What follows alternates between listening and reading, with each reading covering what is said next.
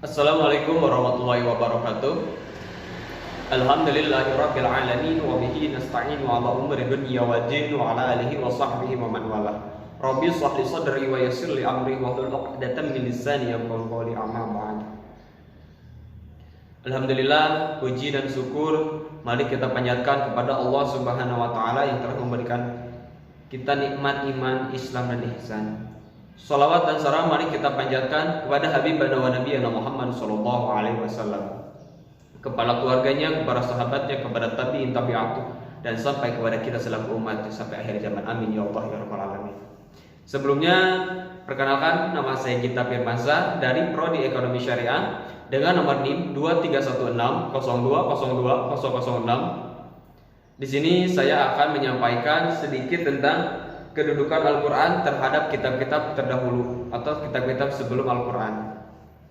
Sebelumnya kita bahas tentang Al-Quran.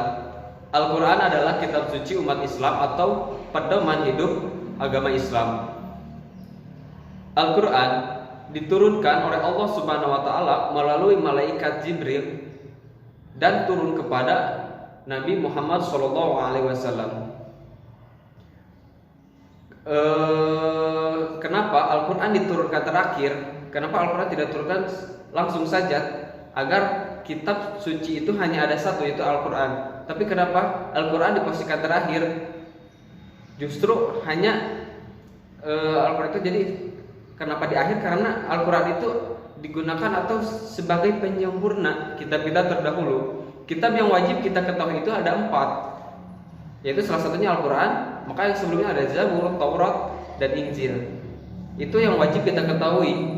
Tapi sebenarnya kitab yang Allah turunkan itu bukan hanya 4, tapi ada banyak, bahkan ribuan kitab suci yang diturunkan oleh Allah Subhanahu wa taala, yaitu melalui Nabi Sid alaihi salam. Nah, tapi yang kita bahas di sini kita tidak membahas tentang kitab-kitab yang lain, tapi kita membahas tentang kitab yang 4. Nah, kita sebagai umat Islam percaya dengan adanya Al-Quran, karena Al-Quran itu sebagai pedoman hidup agama Islam. Tapi kandungan yang dalam Al-Quran itu bukan hanya untuk umat Muslim atau umat Islam saja, tapi Al-Quran itu fungsinya global. Bahkan di Al-Quran dijelaskan tentang Bani Israel dan umat-umat terlain yang terdahulu, termasuk kitab-kitab sebelum Al-Quran pun ada dijelaskan di dalam Al-Quran. Maka Al-Quran itu sebenarnya bukan hanya pedoman atau petunjuk untuk umat Islam, tapi untuk semua kaum manusia yang hidup di muka bumi ini. Nah, kita sebagai umat Islam, kita juga diwajibkan karena tercantum dalam rukun iman bahwasalnya kita itu harus mengimani, yaitu di poin ketiga dari rukun iman, yaitu iman kepada kitab-kitab Allah Subhanahu wa taala. Maka kita diwajibkan untuk mengimani dengan adanya kitab-kitab terdahulu seperti Injil, Taurat, dan Zabur. Nah, tapi kita cukup saja mengimani, kita tidak boleh menentang atau ini itu apalah. Makanya dari itu kita sebagai umat Islam jangan menyalahkan dengan ajaran-ajaran yang lain, karena kita cukup mengimani dan meyakini dengan adanya kitab-kitab yang lain. Tidak punya wewenang atau kewajiban kita untuk mengunjing kitab-kitab atau agama lain. Nah, kenapa sifat Al-Quran itu jadi penyempurna dari kitab-kitab terdahulu?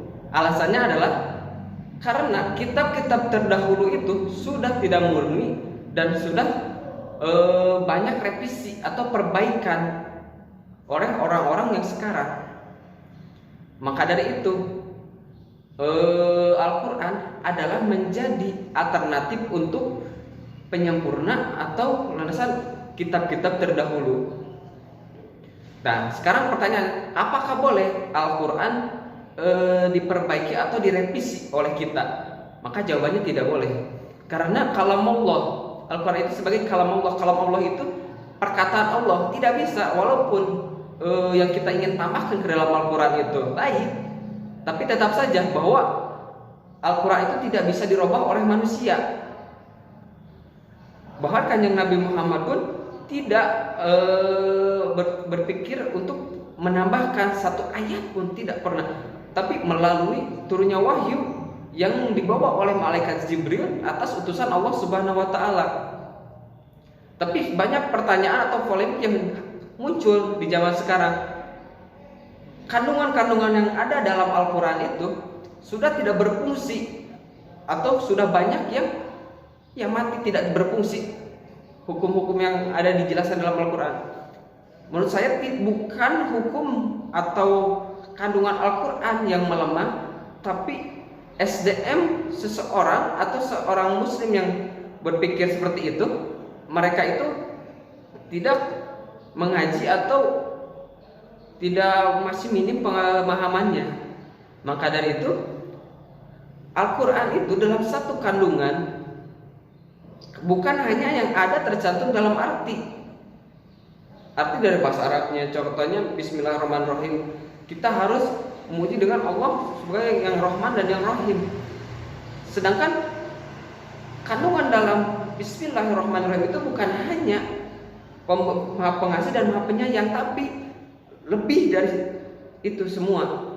Makanya kita penting untuk tholabul ilmi, untuk menambah ilmu pengetahuan. Kita tidak memponis, ini sudah tidak berfungsi, ini tidak berfungsi di zaman sekarang.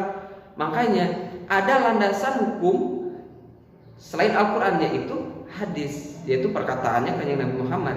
Dan ada juga, ada seperti qiyas, ijma, dan yang lain sebagainya. Maka dari itu kita sebagai umat Islam harus mengimani dengan adanya kitab-kitab terdahulu tanpa menyalahkan agama-agama yang lain, tapi kita meyakini kitab suci agama kita sendiri, yaitu Al-Quranul Karim. Mungkin hanya segitu saja dari saya. Wabillahi taufiq wal hidayah. Wassalamualaikum warahmatullahi wabarakatuh.